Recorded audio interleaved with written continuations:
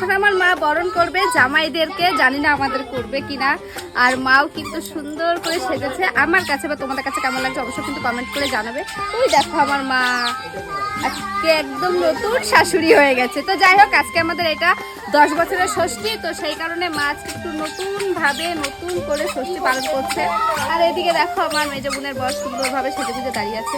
ওইদিকে মেজ বোন আছে, এদিকে সেজে গুজে আছে।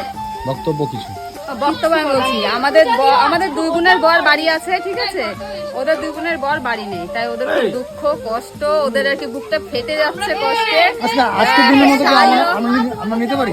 হ্যাঁ, হ্যাঁ একদিকে স্প্রাইট একদিকে দুধ খাইয়ে মর।